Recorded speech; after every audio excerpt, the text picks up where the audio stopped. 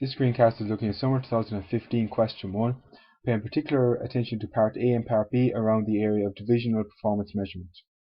So you'll have a look down through the question, particular pay attention to the first two paragraphs, so background divisional performance measurement, and also then Appendix 1. So what we're going to focus on today is going to be the calculator for 12 marks, calculate the ROCE, residual income, and EVA, economic value added, for Harvest 3 operating divisions for 2014. And you can always read the full question. Using your calculations, recommend with reasons which division should be disposed of. So for 12 marks. And after that then we look at, outline and discuss the potential limitations of the approach adopted by the board in formulating the divisional disposal plan, and offer whatever suggestions for improvement. So again, 24% of your paper, compulsory question in last summer's paper. So we're going to go up and briefly look through the gist of the question. You should have paused it now and have a read through the full question if you want to. So the gist of this is that Harvest Limited is a global food company. It has three main divisions. It is dairy, savoury and beverage. And essentially the way they measure performance at a board level is it's an equal weighted measure of ROCE, residual income and EVA, with the relevant cost of capital being 9%. And essentially when you're told in the question the board are thinking about disposing of one of the entities, they're not sure which one. So how they're going to decide is whichever is the worst performance in 2014, so solely based on 2014's performance, they're going to get rid of. And again, you're asked to calculate the performance based on those three metrics. So you're given the information in Appendix 1. So we'll just go down here. So Appendix 1, and you'll see from prior questions, students, this has come up before in a very similar format. So look, for example, one of the optional questions, Summer 2012, very similar layout, and as well in practice questions you have got in your question pack.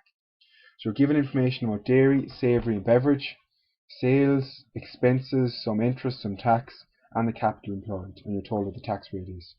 So straight away we're going to kick into the question. You're told, first part is, calculate ROCE, residual income and EVA for each of the three divisions, and recommend with reasons which one should be disposed of. So before that, again a quick recap. This is chapter 16, solely looking at divisional performance, in particular 16.1 to 16.3. So after that then 16.4 onwards, you're again looking there more at transfer pricing issues. So the first part of that chapter is what you want to revise, and perhaps you've paused this now, go back and read that chapter, try the examples before you tackle the Harvest question. So back to Harvest, the first thing we're going to look at here is in terms of, we're going to look at calculating the ROCE, residual income and EVA. We'll put in the three divisions. So dairy, you have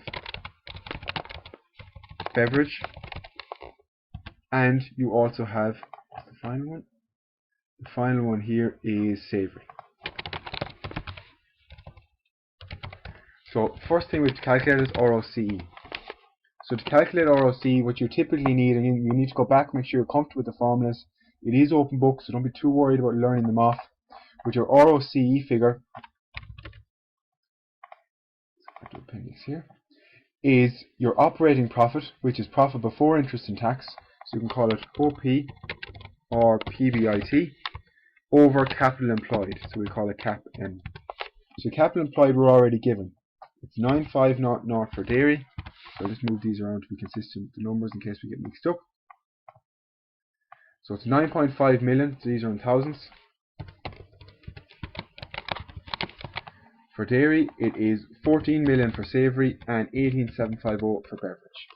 And what we're looking at here is then, well, what is the operating profit or the profit before interest and tax?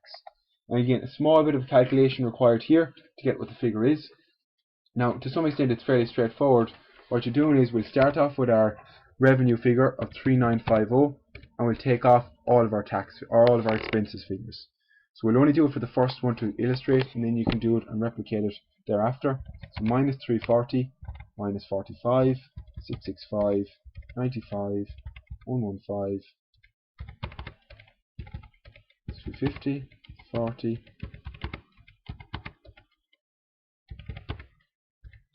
Now when you get down to here, do not take off interest and tax, because remember it's profit before interest and tax.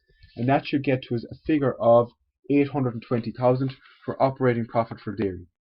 Right, so you do a similar type calculation. Now you don't need to write them all out in the exam. I think it'll be totally acceptable, as you said, taking off all expenses other than interest and tax. Likewise for here, now we'll just work off the solution, we won't replicate it, 1330. And finally here for beverage, it is 2130. So fairly straightforward calculation so far. Now you get the ROCE. The ROCE for the first one is operating profit over capital employed. And again, we'll put that in percentage form. So it's about 8.6%. The next one, we're looking for a very similar calculation. It's 1330 over 14 million is 9.5%. And the final one then, 2130 over 18750 is 11.4%. So again, relatively straightforward calculations. This is a nice type question when it comes up, because the calculations are never too difficult, particularly for the initial ones, ROCE and residual income. Bit of complications when you get to EVA, but there is low-hanging fruit in terms of marks to start. And maybe we'll just rank them as of now across this metric. Best performing is beverage, next is savoury, and finally then dairy, which is actually below what we require, because if you go back to the question, you're told in the question the minimum return is 9%. So dairy is below the 9% as of now. But again, we'll look at that in a second when we come to the overall conclusion. So that's the first element we're asked for, is our ROCE. Next one is residual income. Now again, go back, revise chapter 16 in your notes. Residual income is again operating profit, or PBIT. You're still using the capital employed, but what you do is, so we'll show you here, is residual income equals your operating profit minus cap employed times a charge, or the cost of capital. So essentially what you're taking off here is you're going to get an absolute figure of an answer as opposed to a percentage. You're saying the residual income is take your profit but take off an implicit capital charge, which is calculated by taking the capital employed times the cost of capital. So in this case here, the cost of capital is 9%, as you're told in the question. So we won't reinvent the wheel, we'll just take down these answers because they were there before, and we'll figure out what the residual income is now. Well, here it's 820 minus 9,500 times 9%. And it's negative, which makes sense because our benchmark was 9%. We're saying we need to make 9% on our capital. We're actually only making 8.6. So it makes sense that it's a negative figure. These ROCE and residual income are very much related. One is in percentage form, one is in absolute euro form. Next again, 1.33 minus 14 million times 9%. And this is positive because again it's marginally above our 9% benchmark. Final approach then, 2130 minus 18750 times 9%, giving you 442,500. So again, we've calculated the residual income. Again, similar enough, put a rank on them. Because remember, it's an equal weighting of all three. The ranking here again will be it'll be the exact same as ROCE. First one is beverage, second one is savoury, third one is dairy. So again, of the 12 marks, you may get 5 marks out of that because there's a bit more work in terms of EVA, and you also have to make a recommendation. So again, very achievable marks to get if you were practice past exam questions, which are a very similar format to ones that came up here. The final one that causes students a bit of trouble is EVA. So again, just back to the slides a second. So EVA, very similar structure in terms of residual income. So the answer will be a euro figure, similar to residual income. And you're taking a profit figure minus a capital charge, where the capital charge again is a capital figure times a cost of capital. So the only difference between residual income and EVA is the terminology and the figures used. This is no longer operating profit, it is net operating profit after tax. So we have to make some adjustments to our operating profit to get to where we want to be here, a NOPAT as it's called.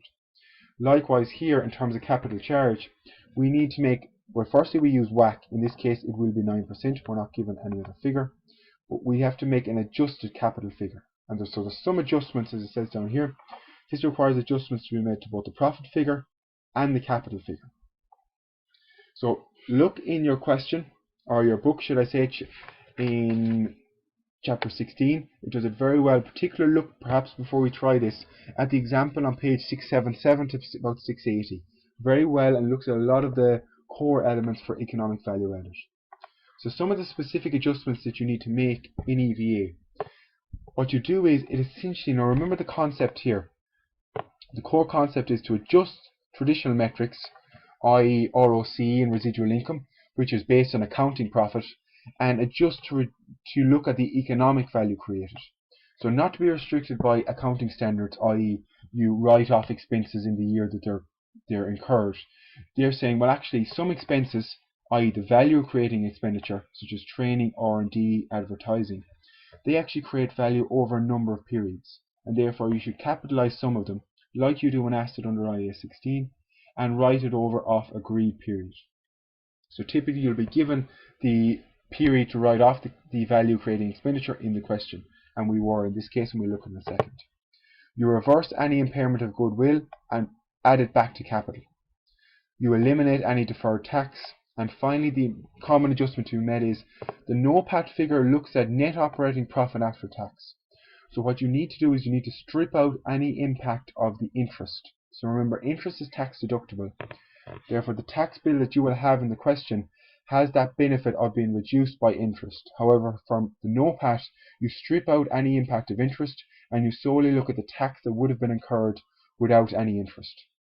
And again, just to see here, there's plenty of exam questions. That's the example I said in the book, and others. So this is the one we're doing now, and 2 other questions where you can practice doing EVA and broader divisional performance measures. So I'll just snip this so we'll have the formula. So let's load up. Let's bring this, and we'll just paste it here. So now we have the formula for what EVA is. So we'll start off with our operating profit, and we'll make the adjustment to see can we get to NOPAT. Well, firstly, our operating profit for the 3, so I'll just bring down the names of them: dairy, beverage, and savoury. Operating profit in each of these is 820, it is 1330, and it is 2130. So now we have to make some add backs. And again, this is getting back to the question here in terms of common adjustment. Capitalize any value creating expenditure, i.e. add it back to the expense line and add it on to capital. Similar to what you do with IAS 16. So if we go back to the question, what you're told here is, when you're told in the question, Harvest has a policy of that all value creating expenditures incurred by the division will generate a return over a 4-year period. Now, there is a bit of subjectivity in terms of, well, what's a value creating expenditure and what isn't. Typically the standard ones that you see in questions will be IT development, advertising, staff training, and R&D. Now there may be some other ones, but as long as you get the majority of them, you will get the mark. There is a bit of subjectivity, but there is leeway awarded in the exam or correction process as well to recognise that subjectivity. So we're going to make add backs for advertising, IT development,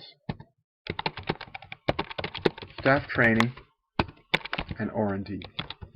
So remember, we're told the value creating expenditure has a life of 4 years.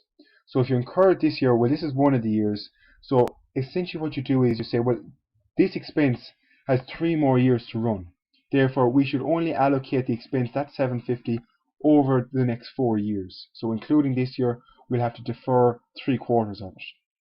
And you're told here the net impact of any carry forward, so from the prior years, is nil, so you can ignore that impact. So for example, for advertising, advertising is 500. So what you've done now is you've written off the 500 currently all to the P&L. However, what the EVA says is that 500 should be written off over 4 years. So you should write off 125 every year. If you're going to write off 125 every year, well then you should add back 3 years this year, i.e. 375, to write off over the subsequent years where you'll get the value for that. So 125 still stays in the P&L, but the 375 is added back to increase profits, but is also then added to your capital to increase your capital base as well for the capital charge. So we take a similar approach then for IT development costs. It's 250 times 3 over 4. So again, remember, it's a 4-year life. You think that they're going to create value for 4 years, but the first year, i.e. 2014, is one of those years. Therefore, you write off a quarter of it. You allow a quarter of it to be written off. So we're only adding back 3 quarters because 1 quarter will be written off this year. Same approach as staff training. It's 210 times 3 over 4. And R&D, it's 750 times 3 over 4. So the total add backs then, you're going to add back 1.282 million. So just put that. So that's how much you're going to add back. So updated profit will be 820 plus 1282.5. Now, so the point is here, we're trying to separate out these because we know if we're adding them back here in the P&L, well, therefore you have to capitalize. Because remember, we go back here, you capitalize. You add back some expenses, we've added them back, but you have to put them somewhere, so you add them onto the capital invested. So that's why we need to remember those for when we come back down the line. So the only other element we need to remember now is, well, we're asked to get NOPAT, so net operating profit after tax. So we need the profit before tax, and we need to get the tax figure. So the issue is here, the tax payable is 110. Now we know from our corporate finance that interest payable is tax deductible. Therefore, we want to figure out, well, actually, the EVA tells us to strip out any impact of the tax benefit received from interest paid. So we want to strip out any benefit of that. So we have to ask yourself, the question is, how much would my tax bill have been if I had no interest? So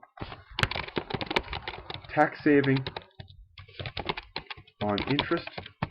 So your tax saving on interest would have been, well, I was allowed to reduce my tax bill by 150,000. So the tax that I would have saved would have been 150,000 times 25% times 0.25. So I saved 37,500 of tax because I had interest, but EVA says no, I don't want to include that, so strip out that impact. So now my tax bill is minus 110 minus 37.5. So my new tax bill is 147.5, being the original tax payable plus adding back interest, which shouldn't be considered when you're dealing with EVA. So that gets you down to your NOPAT of 1955. Alright, so I'll just put that across. So again, there's two main adjustments which you have to do here. You add back your main value creating expenditures. Depending on what the assumption is, it's 4 years here, so you add back 3 of those 4 years, because 2014 is obviously the first year they're used. And you also then make any adjustment for interest that's tax deductible, because that EVA says it should be stripped out. So that gives you 1955. The next thing we need to do is capital. So firstly, you go, the original capital base was the capital up here, 9500, and then all you simply do is add backs. So whatever you've added back from your P&L, you add back to your capital base, 1282.5, giving you revised capital of 10782.5. Let's do that across. Okay.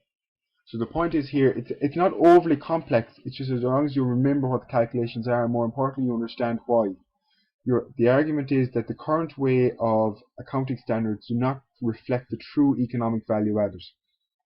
The fact you're writing off advertising today is penalizing you because that advertising is going to be worth value for the next 4 years, for the next 3 years. So it's going to be worth value today and the corresponding or subsequent 3 years as well.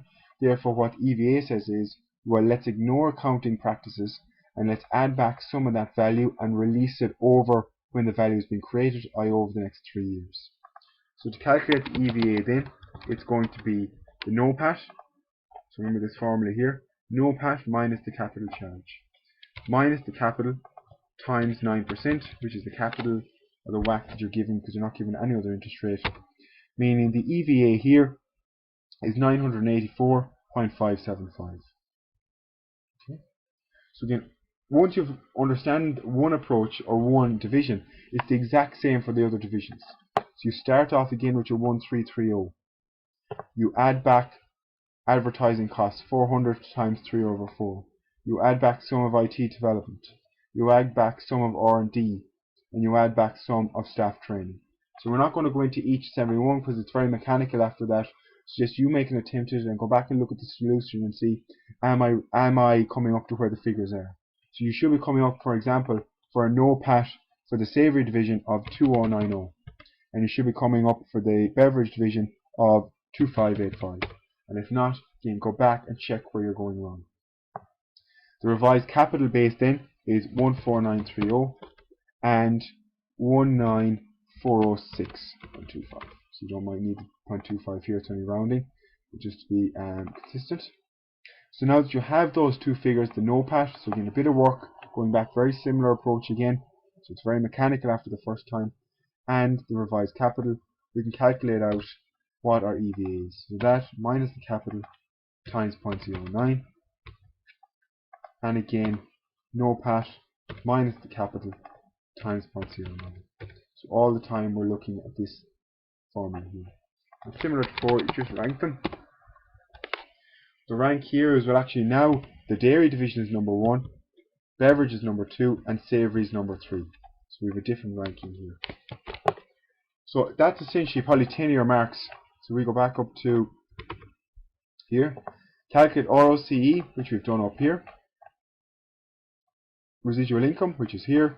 And EVA. And using your calculations, recommend which division should be disposed of. So based on this, you know that they equally rank all three. So based on both ROCE and residual income, the dairy division should be disposed of because it's the poorest performing and it's not meeting the 9% target. But again, a good student needs to go on and say, however, when we make the relevant adjustments for economic value added, it turns out that it's the most or the best performing division.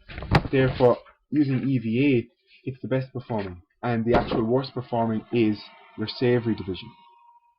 So again, the question is here, well, what is the one that you recommend? More than students would argue, because it better captures the economic value, that more than likely that the savoury division should be the one disposed of. Now again, you would caveat and say, we will discuss the limitations of this approach in part B, but based on this, it suggests, taking everything into account, the savoury division is the worst performer based on EVA.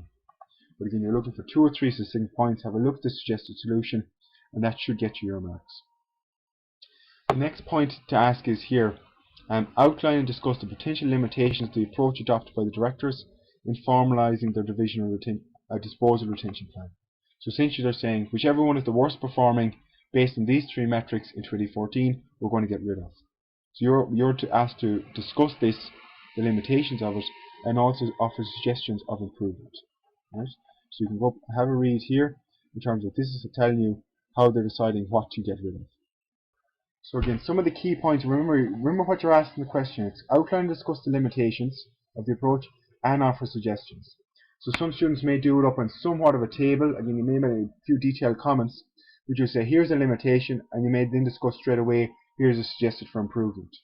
So again, you just make sure you're putting that discipline that you're getting both the 2 elements of the question, both the limitations and the improvements.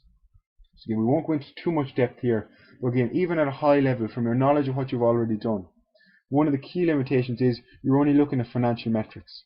So you're looking at 3 metrics, ROC, RI and EVA for a single year. So naturally that's some limitation. One would be to broaden your horizon to a number of years to see what the performance is, but also what expected performance is. So one of your savoury could be expected to grow significantly depending on what the industry is in the coming years. So again, solely taking on a current year performance is very the insight you'll get. There's no consideration of strategy here. Right? So it's another point you could make. As well as that, there's also a number of intragroup trading going on. For example, there's a transfer pricing dispute. So if you do decide to sell one of those entities to a third party, that may jeopardize any intragroup trading that's on, and it may have consequences for future performance. So a number of succinct points. I mean, you're looking at 12 marks. I'd say 5 very good improvement as well should get you your marks there. But again, it's about thinking about what are the simple points here. It's only based on a year, that's a limitation. What's an improvement? It's only based on financial metrics, that's a limitation. Well, how can we rectify that? no consideration of non-financial such as redundancies, strategic implications of closing down a division. So all of these are to some extent common sense things that you need to step into the shoes of this company and say, if we went this way, what will be wrong with this approach? Right? So that is Summer 15, last year's summer paper, question 1, for 24 marks, looking at divisional performance measures.